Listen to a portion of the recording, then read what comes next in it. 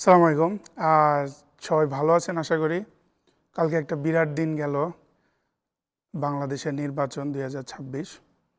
সবার আগে আমি বিজয়ী দলকে কংগ্রেচুলেশন জানাই এবং জনাব তারেক রহমান বাংলাদেশের ভবিষ্যৎ প্রধানমন্ত্রী, তাকে অনেক অনেক অনেক শুভকামনা।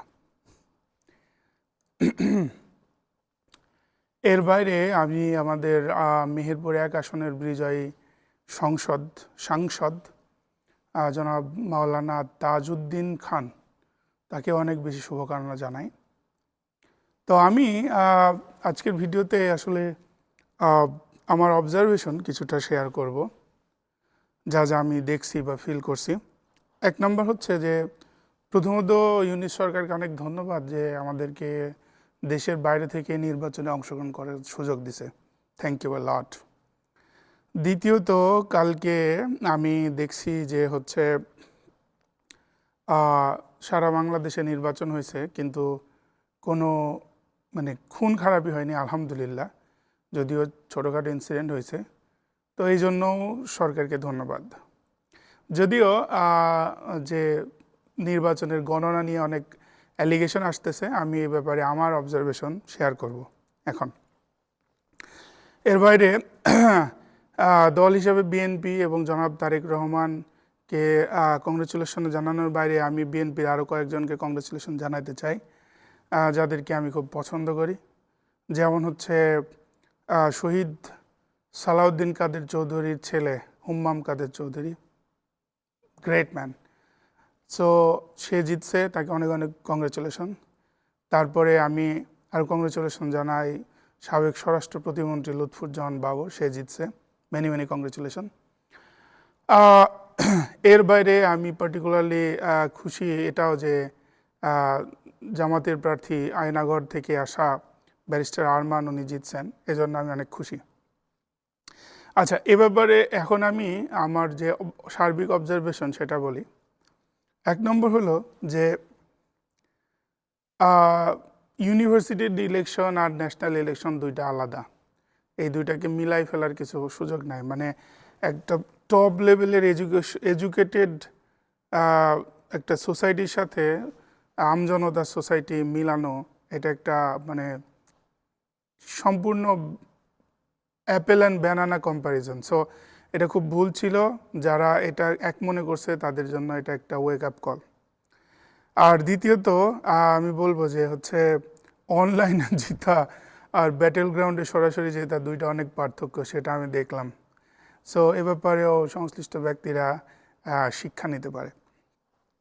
3 নম্বর, আমি খুব আশা রাখি, যেহেতু তারেক রহমান সাহেব আই হ্যাভ এ প্ল্যান বলে অনেক কিছু শেয়ার করছেন এবং জনগণ তাকে ম্যান্ডেট দিছে, তো উনি ওনার প্ল্যান বাস্তবায়ন করবে এবং সেই অনুযায়ী দেশ সামনের দিকে আগায় যাবে। এ ব্যাপারে আমি অনেক বেশি আশাবাদী। আচ্ছা, এর বাইরে আমি আরেকটা কথা বলতে চাই যে বিরোধী দল যারা আছে, জামাত আর কি, তাদেরকে আমি স্পেশালি বলতে চাই যে প্রথমত একটা এই প্রথম মনে হয় তারা লাইক 50-এর বেশি আসন পাইছে। এর আগে কখনো তো এরকম নাম্বার ছিল না। সো এটা তাদের জন্য একটা বড় অর্জন। দ্বিতীয়ত, তাদের এই নির্বাচন থেকে শিক্ষা নেওয়া দরকার। আমি মনে করি যে ব্যক্তিগতভাবে আমি মনে করি যে জামাত একটা রাজনৈতিক দল পুরোপুরি হয়ে উঠতে পারে নাই। অধিকাংশ ক্ষেত্রেই তারা হচ্ছে ধর্ম প্রচারক আর কি। এখনও কেন বলতেছি রাজনৈতিক দল হয়ে উঠতে পারে নাই? প্রথমত, তাদের রাজনৈতিক প্রজ্ঞা এই নির্বাচনে আমি দেখি নাই। এই যে প্রথমত ইসলামী আন্দোলনের সাথে জোট নিয়ে যে ব্যাপারটা, বিএনপি কিন্তু এটা খুব রাজনৈতিক প্রজ্ঞা দেখাইছে। অধিকাংশ আসনে তারা জোট যেসব আসনে জোট সঙ্গীতে ছাড়ছে, সেখানেও কিন্তু তাদের অল্টারনেটিভ অপশন ছিল। ইনকেস কিছু হয়ে গেলে তারা কিন্তু তাদের নিজের প্রার্থী দিতে পারে এরকম, ঠিক আছে। আমি উদাহরণ হিসেবে বলবো লুৎফুজ্জামান বাবর, উনি ওনার নিজের নমিনেশন দিছে, ওনার ওয়াইফের নমিনেশন দিছে। তো এটাতে তার একটা স্ট্র্যাটেজি। তো জামাত এরকম কিছু করতে পারে নাই কেন? তার তাদের রাজনৈতিক দূরদর্শিতা নাই। ইসলামী আন্দোলন এরকম করলো, তারপর তারা জগা খিচুড়ি করে ফেললো।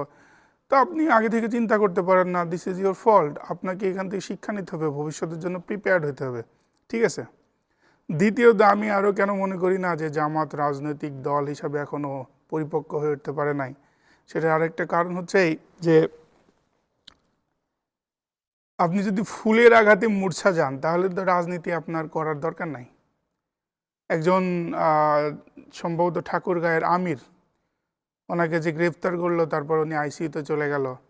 রাজনীতি তো হচ্ছে একটা খুব পঙ্কিল জায়গা, এখানে ওর দিকে কাদা ছুড়বে, এই করবে সেই করবে, আপনাকে স্ট্রং হিসাবে থাকতে হবে।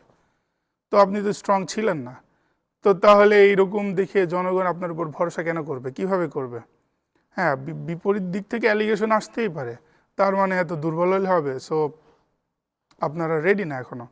তৃতীয়ত, আমার এক বন্ধু খুব গুরুত্বপূর্ণ একটা কথা বলছিল, সেটা হলো যে অনেকাংশে অনেক জায়গায় জামাত বিএনপির বিভিন্ন প্রার্থীর ব্যাপারে বিভিন্ন অ্যালিগেশন করছে, কিন্তু যেসব প্রার্থীর ব্যাপারে অ্যালিগেশন করছে তাদের অ্যালিগেশন সত্য হোক মিথ্যা হোক, মানে তাদের ব্যাপারে যে বিভিন্ন কথা বলা হয়েছে সেগুলো সত্য হোক বা মিথ্যা হোক, কিন্তু বিপরীতে নিজেদের যে প্রার্থী আছে তার যোগ্যতাটা হচ্ছে অতটা স্ট্রং ছিল না। আই মিন, তার ইমানের কথা বলতেছি না, কিন্তু অ্যাজ এ হিউম্যান বিং একজন স্ট্রং নেতা হিসাবে সে ছিল না।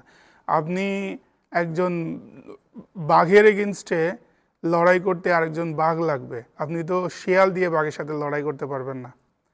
সো আপনাদের মানে হেড টু হেড টক্কর দেওয়ার সক্ষমতা এখনো হয়নি, ঠিক আছে? এইটার ব্যাপারে নজর দেওয়া দরকার। আচ্ছা, এর বাইরে আমি বলবো যে এখন অনেক ব্যাপারে কথা আসতেছে যে ইলেকশন ইঞ্জিনিয়ারিং হয়েছে, তারপরে হচ্ছে আমি বলবো যে যত অ্যালিগেশন করতেছেন, রাজনৈতিকভাবে প্রাজ্ঞ দল হলে আপনাদের এই সব ব্যাপারে প্রস্তুত থাকা দরকার ছিল। আপনারা প্রস্তুত নাই কেন? আপনারা কেন মনে করতেছেন যে life is bed of roses? এরকম মনে করার তো কোনো কারণ নাই। সো শিক্ষা নেন এখান থেকে, সামনের দিকে আগান। আপনারা এখন বিরোধী দল, ভবিষ্যতে আরও সামনে আগাতে চাইলেও শিক্ষা নেন, নিজেদেরকে তৈরি করেন, তারপর সামনে আসেন। Right now survival is the fittest. আপনারা ডিজার্ভ করেন না বলেই আপনারা হারছেন, ঠিক আছে? এটা আমার পার্সোনাল অপিনিয়ন। আর যদিও আমি পার্সোনালি মনে করছিলাম যে আর একটু স্ট্রং বিরোধী দল হলে খুব ভালো হতো, লাইক 170, 130, যেমনটা আমি আমার ফেসবুক পোস্টে বলছি। বাট হোয়াট এভার, যেটা আলটিমেট রেজাল্ট সেটা রেজাল্ট। মানে একটা কথা আছে যে একটা নচিকেতার গানে কথা আছে যে রাম যদি হেরে যেত রাবণ দেবতা হতো, হেরে গেলে same same, it's a game. তো আপনাকে জিততে হবে, না জিতলে মানুষ আপনার পক্ষে কথা বলবে না, ঠিক আছে? এটা খুব স্বাভাবিক ঘটনা। সো যারা জিতছে, এখন অনেক আন্দোলন হতে পারে বা যাই হতে পারে, কিন্তু রেজাল্ট চেঞ্জ হবে না। So ultimately you have to accept your defeat and look forward. আর বিএনপির জন্য আমি সবার শেষে আবার বলতেছি, আপনাদের জন্য একটা রিকোয়েস্ট আছে। সেটা হলো যে আপনারা এগেন কংগ্রেচুলেশনের লট, আপনারা সরকার গঠন করতেছেন, কিন্তু রিকোয়েস্ট হচ্ছে যে আপনারা আওয়ামী লীগ যেসব ভুলগুলো করছে সেগুলো করবেন না। আপনারা সংখ্যাগরিষ্ঠ, ঠিক আছে, কিন্তু আপনারা অনেক নির্যাতনের মানে কি বলে সাক্ষী।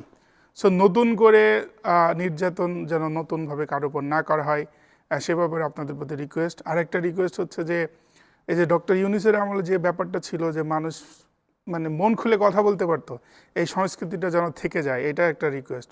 আজকে কি বলে নাসিরুদ্দিন পাটোয়ারি যে এত কথা বলল, ইভেন এখন প্রাইম মিনিস্টার ইলেক্ট তারেক রহমানের ব্যাপারে সে অনেক কথা বলছে, কিন্তু তার কণ্ঠ স্তব্ধ করে দেওয়া উচিত না। কারণ মনে রাখতে হবে, সে হারলেও কিন্তু অলমোস্ট মানে 50% ভোট পাইছে। হয়তো পার্সেন্টেজ করলে মির্জা আব্বাস সাহেব 51-52%, আর সে হয়তো এরকম 49-48%। হ্যাঁ, যদিও হয়তো এটার ফাইনাল রেজাল্ট হয়নি, বাট আমি আমার কথা বলতেছি, ঠিক আছে?